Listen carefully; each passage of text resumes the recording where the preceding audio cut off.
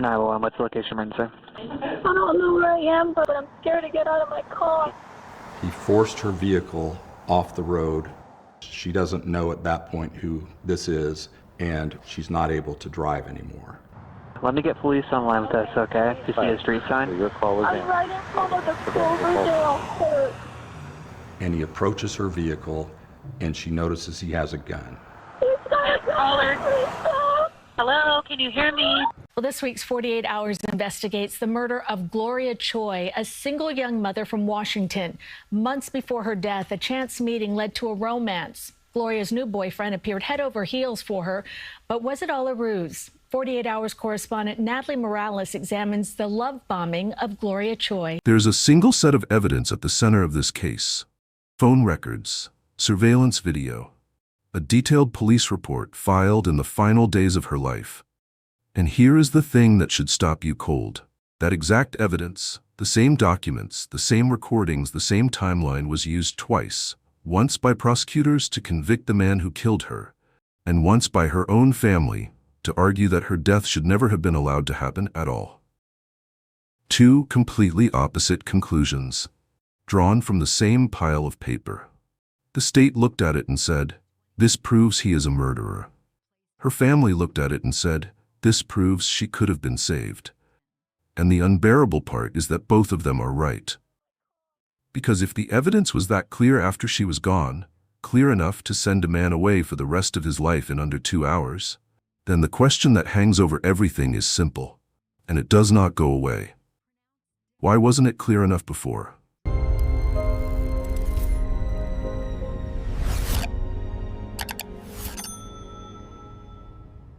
Her name was Gloria Choi. The people who loved her called her Glo. She was born in October of 1988, and by the time this story begins, she was 33 years old, living in Pierce County, Washington. The people who knew her did not reach for complicated words when they described her. They reached for the same small ones over and over.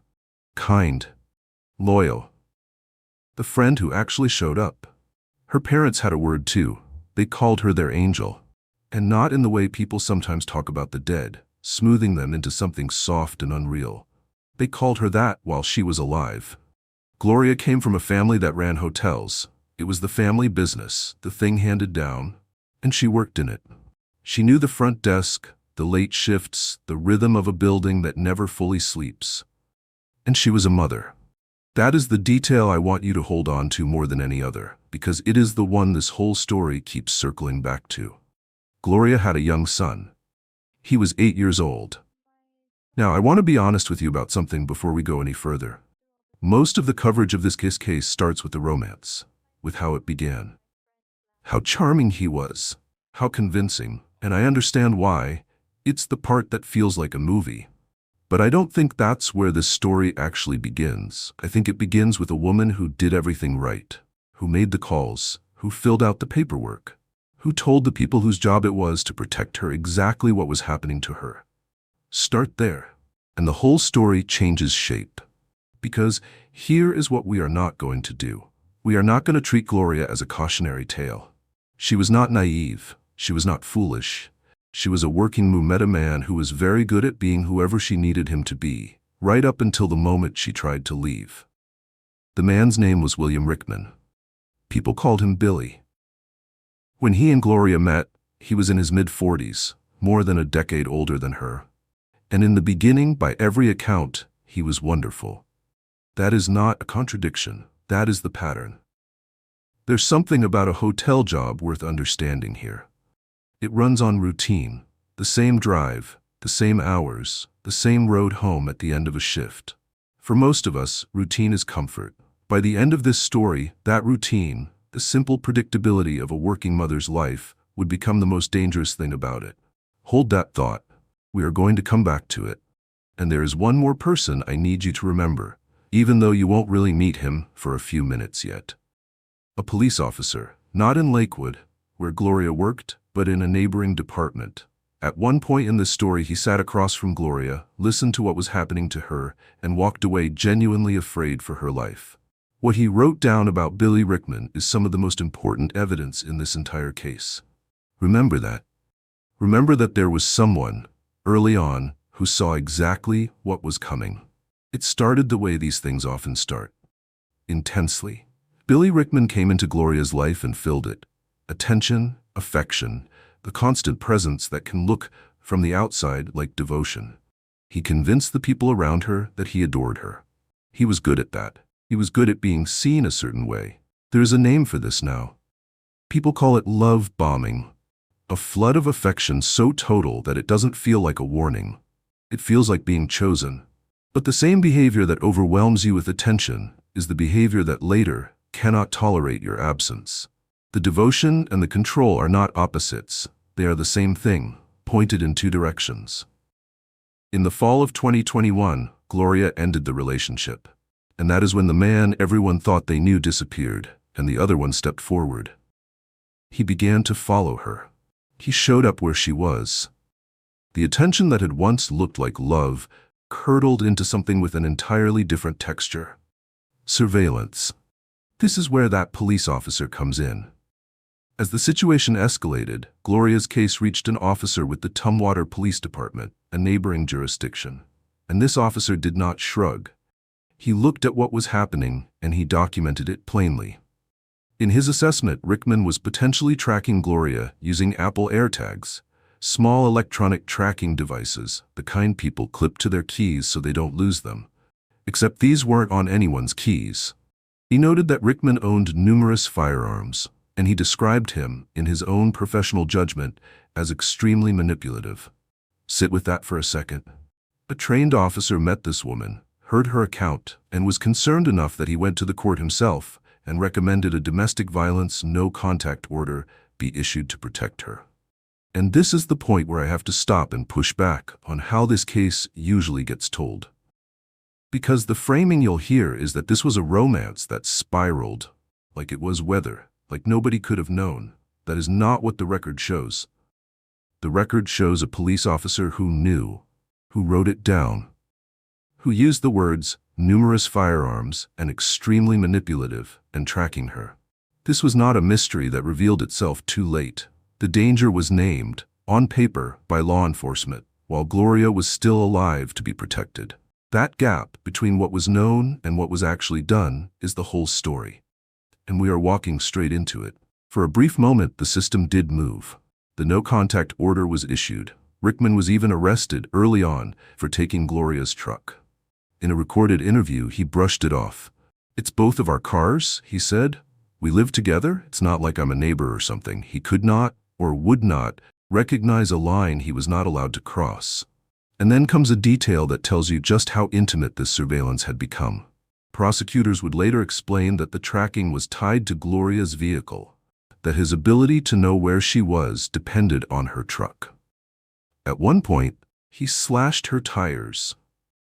And according to the prosecution, the moment he did that, the moment her truck was out of commission, he lost his ability to track her. Think about what that means.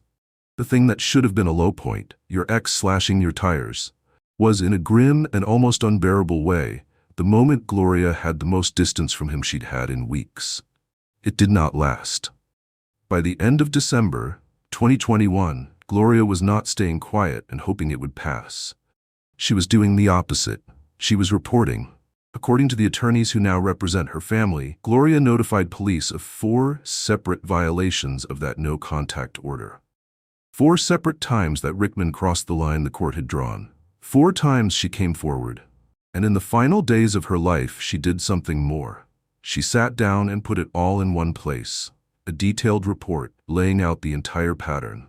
The emails he had sent, the calls, and a still image captured from surveillance video at the Holiday Inn connected to her work that placed him where he was not allowed to be. She handed law enforcement a description of his vehicle, information about where he could likely be found.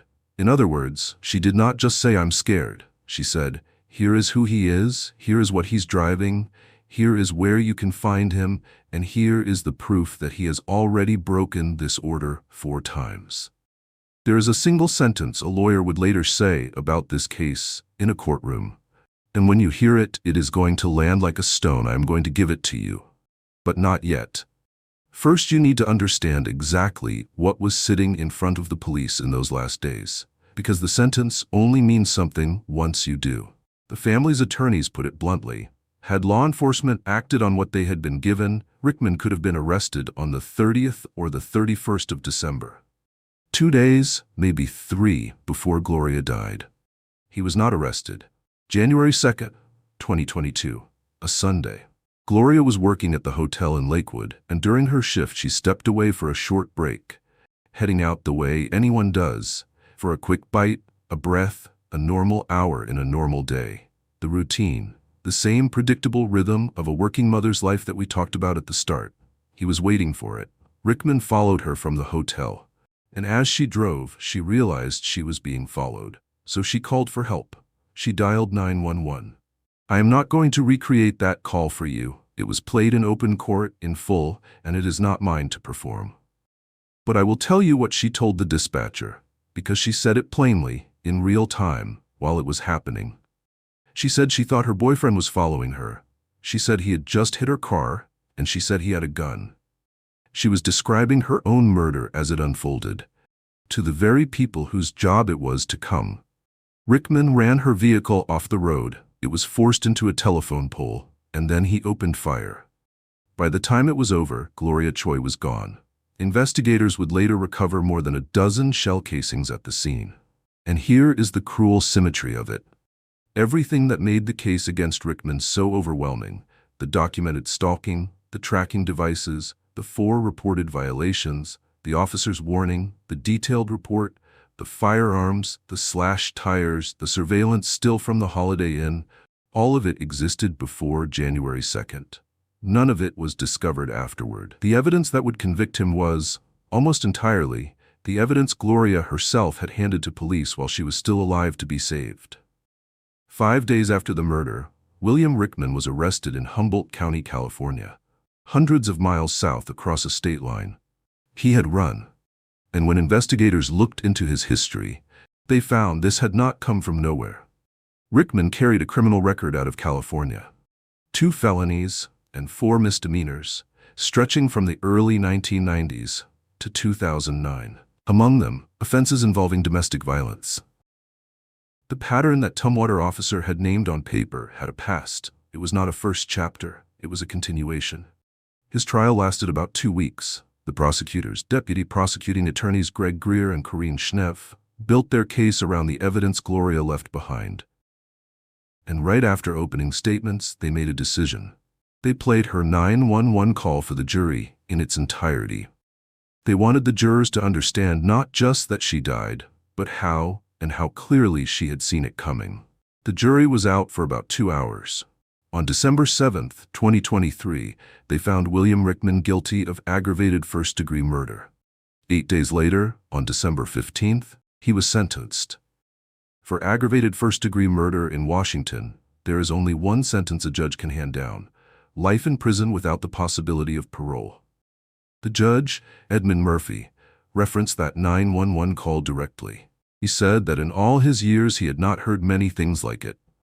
Today, Rickman is in his early 50s, held in a Washington state correctional facility where he will remain for the rest of his life.